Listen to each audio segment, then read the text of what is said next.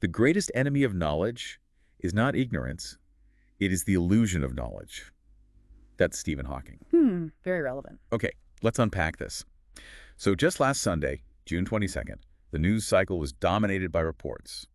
U.S. attacks on 3 key nuclear sites in Iran: Fordow, Isfahan, Natanz. Right, and that followed earlier Israeli strikes too. Natanz actually got hit twice by both. Exactly. And then you had President Trump's statement claiming these places were completely and totally obliterated. Which, understandably, set off alarm bells everywhere. It really did. For anyone following global events, especially if you're deep into current affairs, maybe preparing for exams like the UPSC, well, hearing nuclear installation attacked immediately brings up some pretty scary images. Oh, absolutely. You think mushroom clouds, massive disaster, radiation. Right. Those fears are totally natural. But, here on the Deep Dive, we try to go past those first headlines. Yeah, dig a bit deeper. Our mission is to really look at the source material, like the excellent analysis in the Indian Express on this, and figure out the actual risks and realities. So this deep dive, it's about giving you a clearer picture, helping you sort fact from, well, maybe understandable fear in this really complex world. And I think the starting point really is understanding what these places are. Fordow, Isfahan, Natanz, they're not just random buildings. Right. They're specifically uranium enrichment facilities. Basically, the industrial core of Iran's nuclear program. They house all the complex machinery needed to convert natural uranium. Converted into what exactly? Well, into forms that can be used either for nuclear power or potentially for nuclear weapons. Okay, so maybe we should quickly touch on that enrichment process just to make it clear. Well, good idea. So natural uranium, when you dig it out of the ground, it's mostly this stuff called uranium-238, U-238. Okay. But the key ingredient, the bit that matters for energy or weapons, is a tiny fraction less than 1% called uranium-235, or U-235. And why is U-235 so important? Because it's fissile. That means its nucleus can be split, and when it splits, it releases a huge amount of energy and can start a chain reaction. Ah, the chain reaction. Exactly. Now, for a nuclear power plant, you only need to enrich the uranium slightly, boost that U-235 concentration to maybe 3 to 5%, low-enriched uranium, U. Right. But for weapons, that's a different story. You need highly enriched uranium, HEU. That means jumping up to 90% U-235 or even more. 90%? Wow, that's a huge leap. It is. And it's a very technically difficult process. So these facilities in Iran, that's where this concentration, this sensitive conversion actually happens. Okay, that really highlights why these sites are seen as such critical targets. Then they're not just storing material, they're actively processing it for potentially dual uses. Precisely. But let's cut to the chase. That obliterated comment. It made people think, boom, a nuclear explosion. The mushroom cloud image again? Yeah. So what about that?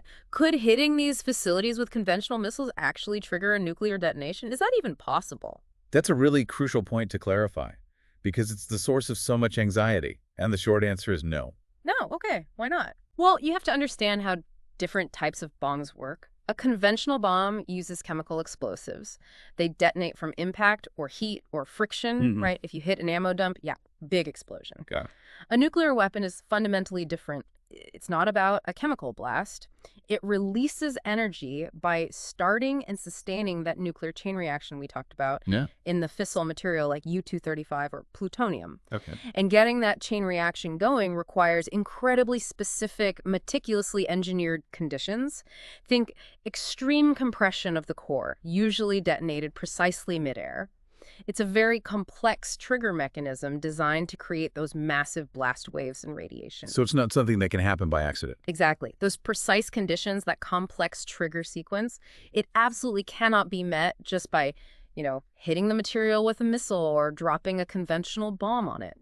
The infrastructure might get damaged, sure. The material might get scattered, but it won't undergo nuclear fission in that way. It won't detonate like a nuclear bomb. So scientifically, it's just not feasible under these strike conditions. Correct. That's why we can say pretty definitively that the Israeli or the American strikes on Iran's facilities, they don't carry the risk of causing a nuclear explosion. Well, that is genuinely reassuring. And it's vital info that kind of cuts through the immediate panic. It's okay, the Hollywood mushroom cloud scenario is off the table. Right. But we're still talking about nuclear material. Even without a big bang, isn't there still the danger of radiation? Is that the more realistic worry here? Yes, you've absolutely hit on the more plausible and, frankly, more insidious risk. Yeah. While an explosion is, as we said, basically impossible in this context, a radiological leak is a genuine concern. Okay. These facilities store radioactive substances, uranium, maybe in gaseous forms like UF6, uranium hexafluoride, or perhaps as dust particles. And the danger there is? The danger is that these substances are inherently unstable. They naturally decay, constantly giving off harmful radiation, gamma rays, alpha particles, things like that. This radiation isn't like a blast wave, but it can penetrate skin, damage your cells, your DNA. Right, leading to long-term health problems. Exactly. Cancer, birth defects. These are the known consequences of significant radiation exposure. So how do facilities normally handle this risk? They're built with safety paramount, multiple layers of containment, robust storage containers designed specifically for radioactive materials. The buildings themselves are constructed to be incredibly strong, all to minimize any chance of this stuff leaking out into the air, the water, the food chain. But a military strike could bypass all that. Well, it could damage or disrupt those safety systems. A missile hitting a storage area or damaging the ventilation systems or compromising the structural integrity, that could potentially lead to a release of radioactive material. Have we seen examples of this kind of threat before? We have, though thankfully usually from accidents, not direct military attacks on enrichment sites like this. Chernobyl in '86, Fukushima in 2011, those were catastrophic accidents that released large amounts of radiation. Okay. More recently, and perhaps more relevant in terms of conflict, look at the Zaporizhia power plant in Ukraine. Yes, the largest one in Europe. Indeed, it's been caught right in the middle of the fighting, actually hit by shelling multiple times. Now, incredibly, it's apparently still operating safely, which is a testament to its design perhaps, but the threat of a radiation leak due to damage or loss of power for cooling systems, that's been a constant, grave concern. So it shows how vulnerable these places can be in a conflict zone. Absolutely. It highlights the fragility, even with robust designs. So back to Iran. What's the situation now after these recent strikes? Is there evidence of leaks? Well, the immediate news is cautiously positive on that front. The International Atomic Energy Agency, the IAEA. The UN's nuclear watchdog. Exactly. They monitor these things very closely. They reported quickly after the Sunday strikes that they had not observed any increase in radiation levels off-site. Okay, that's good news. It is. And Iran itself also stated there was no immediate public health risk. So for now, it seems contained. But that immediate monitoring by bodies like the IAEA is absolutely crucial. Right, for getting reliable information out quickly. Definitely. It helps manage the situation and counter speculation. Okay, so let's pull this together. We've moved from that initial fear of a huge nuclear blast, which isn't realistic here, to the more subtle but still serious potential for a radiation leak. What does this all mean for you listening? Especially if you're trying to make sense of global events, maybe for exams like the UPSC, or just to be well informed. I think the biggest takeaway is the importance of critical consumption of news in this age of, instant information. And instant misinformation. Precisely. Being able to tell the difference between a sensational fear, like the automatic assumption of an explosion, and the actual more nuanced risk, like a potential leak, is really vital. This whole incident and the reporting around it really underlines the value of reliable sources and expert bodies like the IAEA. Their data, their assessments, that's your anchor in a sea of noise. It's about understanding the technical details to some extent. To some extent, yes.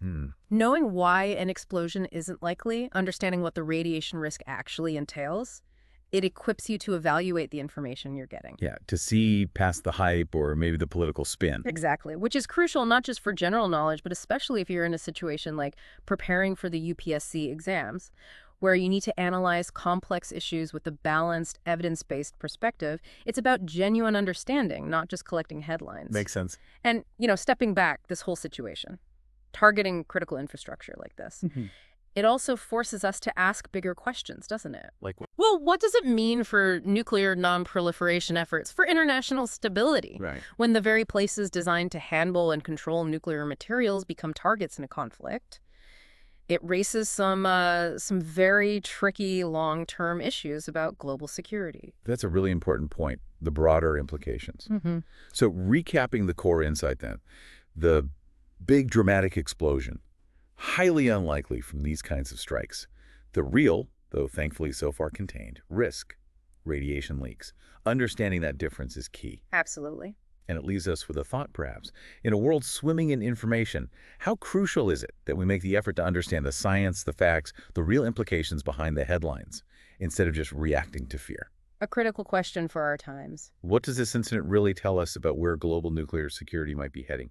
Something to ponder. Indeed. We really hope this deep dive has offered you a clearer, more informed view on what's happening, especially given its relevance to daily current affairs and, yes, for those of you preparing for UPSC mains and prelims. Hope it was useful. If you found this discussion helpful, please do give us a like, subscribe to the deep dive for more analyses like this, and definitely leave a comment below. Your thoughts, your questions. We really do want to hear from you.